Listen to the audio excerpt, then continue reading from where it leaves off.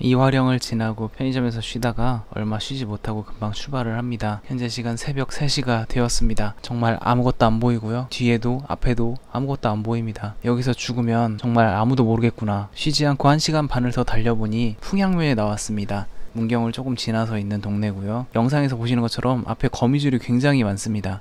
거미줄로 옷 하나 헤입어도 될 만큼 거미줄 정말 많이 걸렸고요. 이곳에 깨끗하고 좋은 공원이 있습니다. 여기에 화장실도 굉장히 깨끗하고요. 들어가면 귀여운 청개구리들도 저를 맞이해줍니다. 물을 뜨는데도 청개구리들이 옆에 지켜보고 있었어요. 여기서 잠깐 쉬면서 정신을 가다듬고 어느 정도 왔는지 확인을 해봤습니다. 반도 못 왔네. 지금이 4시 반입니다. 2시 반에 출발했으니까 14시간을 달렸는데도 반도 못 왔습니다. 아니 어떤 선수들은 14시간 만에 서울에서 부산을 간다는데 저는 반도 못 왔습니다. 정신을 가다듬고 열심히 달리기 시작했습니다. 해가 뜨고 있네요. 시골은 다들 부지런해서 벌써 차가 다니기 시작합니다. 15분 만에 밝아진 거 보이십니까? 마늘의 고장 의성이 보입니다. 의성 하면 역시 컬링팀이 생각이 나죠.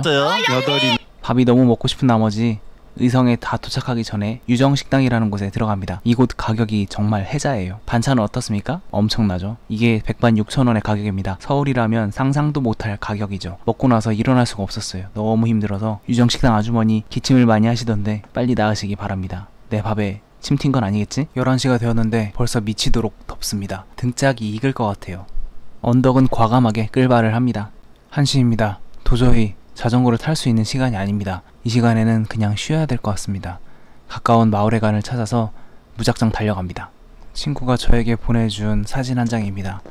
바깥 온도가 38도랍니다. 무작정 들어간 마을회관에 들어가 큰 나무 아래에 있는 마루에 등을 뉘입니다. 잠깐 누웠는데 한 10분 정도 잠을 잔 것 같습니다. 갑자기 어느 할아버지가 나타나셔서 어디서 왔냐고 물어보셨습니다. 자전거로 여기까지 자지 않고 달려왔다고 얘기를 하고 자려고 하는데 어디서 할아버지들이 하나둘 모이기 시작합니다. 갑자기 도란도란 이야기꽃을 피우시더니 왜 젊은데 결혼도 안 하고 이런 짓을 하고 있냐 이런 얘기를 하십니다. 제가 그랬죠. 요즘 서울 여자들 쉽지 않다고. 그런 것 같습니다.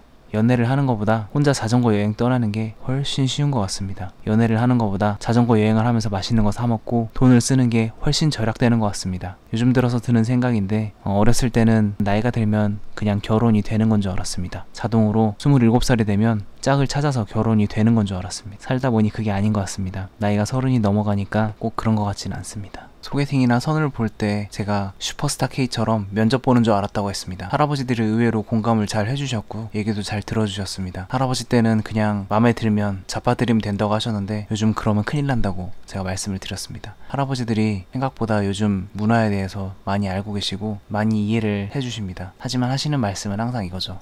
그래도 가정은 있어야지. 어르신들이 하는 말에는 다 이유가 있는 것 같긴 합니다. 어쨌든 저는 혼자 돌아다니는 걸 택했고 그렇기 때문에 이렇게 할아버지들과도 얘기할 수도 있었다고 생각을 합니다. 영천을 지났고 이제 건천읍이라는 곳에 들어왔습니다. 그때가 언제였냐면 오후 6시 반이었습니다. 전날 2시 반에 출발해서 6시 반에 도착을 했으니 정확히 30시간이 걸린 것이죠. 30시간 동안 340km를 탔습니다. 생각보다 그렇게 많이 탄 건 아니고 1시간에 한 10km, 13km 정도 탄 꼴이 되었습니다. 근데 이게 쉬고 먹고 자고 1시간을 생각하면 그렇게 느리게 달린 것은 아닌 것 같네요. 지금 생각을 해보니까. 그때 이곳에 있던 식당에서 제육볶음을 먹었는데 제육볶음 가격이 10,000원이었습니다. 아니 무슨 제육볶음이 10,000원이나 해? 서울에서도 7,000원이면 먹는데 일단 열린 식당이 없었고 너무 배가 고팠습니다. 주문을 했는데 아주머니께서 여기는 2인분 이상만 주문이 가능하다고 합니다. 결국 20,000원 이상을 시키라는 얘기죠. 제가 좀 당황해 하니까 그냥 아주머니께서 1인분만 해주겠다고 하시고 2인분 양을 주셨습니다. 어찌나 감사하던지 공깃밥 하나를 더 시켜서 거기는 제육을 전부 다 흡입을 했는데요. 이 제육이 그냥 10,000원이 아니었습니다. 기본적으로 제육볶음은 얇게 썬 고기로 제육볶음을 해서 주는데 이 가게는 삼겹살로 제육볶음을 해서 줍니다. 이 10,000원 값어치를 했습니다. 솔직히 말해서 10,000원이어도 사 먹을 만합니다. 값어치가 충분합니다. 이 비계 쪽이 얼마나 쫄깃쫄깃한지 제가 다 먹고 나서 흑돼지로 주셨다고 하니까 흑돼지는 아니고 그냥 삼겹살로 제육볶음을 해서 주셨다고 합니다. 저는 음식하면 전라도가 제일 맛있다 이런 얘기를 많이 들어서 경상도 음식은 별로 맛이 없다고 생각을 했었는데 실제로 먹어보니까 음식점 사장님의 손맛에 따라 정말 다른 것 같습니다. 영천을 지나니까 이제 거의 다 왔다고 생각을 했고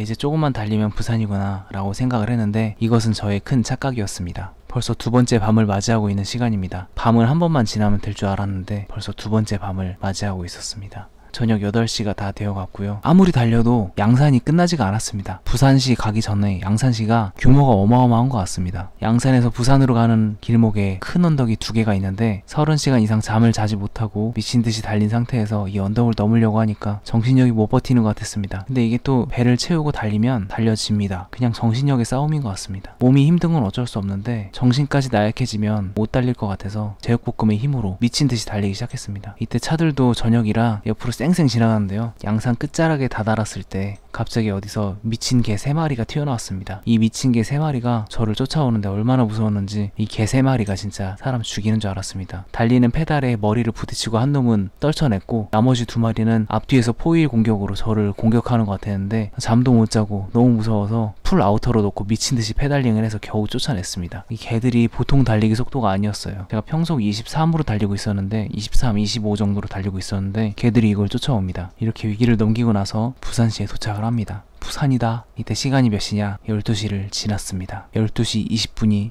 되었습니다. 34시간이 걸렸죠. 잠도 할아버지들 때문에 못 자고 한 10분이나 잤나 모르겠습니다. 34시간을 라이딩을 해서 부산에 도착을 했습니다. 이때 기분이 와, 내가 드디어 부산에 도착을 했구나, 너무 좋다, 이게 아니라 그냥 뒤질 것 같았습니다. 빨리 찜질방 찾아서 찜질방에서 지지고 싶다, 딱 그 생각뿐이었습니다. 자정이 넘어 부산에 도착을 하고 나서 찜질방까지 가는데도 1시간 정도 걸렸던 것 같습니다. 찜질방에서 다 씻고 찜질을 하러 딱 들어갔더니 새벽 한 2시 40분 정도 되었습니다. 찜질방 카운터에 있는 청년이 굉장히 쌀쌀맞았는데 부산 사람이라 그런가 보다 그냥 그렇게 하고, 그리고 찜질방 주변에 자전거 댈 곳이 없고 찜질방 안쪽에도 자전거 댈 곳이 없었습니다. 이 찜질방에서 자전거 여행객들에 대한 생각은 별로 안 했던 것 같아요. 기절했다 일어나니 10시가 되었습니다. 자고 일어났더니 회사에서 연락이 와 있습니다. 휴가 때는 제발 좀 쉬게 해주십시오. 네, 이제 본격 부산 여행이 시작되었습니다. 목표는 해운대입니다. 자전거를 끌고 해운대를 가느냐? 아니죠. 제가 그러려고 이 자전거를 조립한 게 아닙니다. 이 자전거의 바로 가장 큰 장점은 접힌다는 겁니다. 이 꿀 기능을 이용해서 지하철을 이용합니다. 부산 지하철 평일에는 접이식 자전거만 된다고 합니다. 영상은 여기까지 해야 될 것 같습니다. 스킵을 해서 보셨거나 처음부터 끝까지 보셨거나 어쨌든 봐주신 분들 정말 감사합니다. 끝!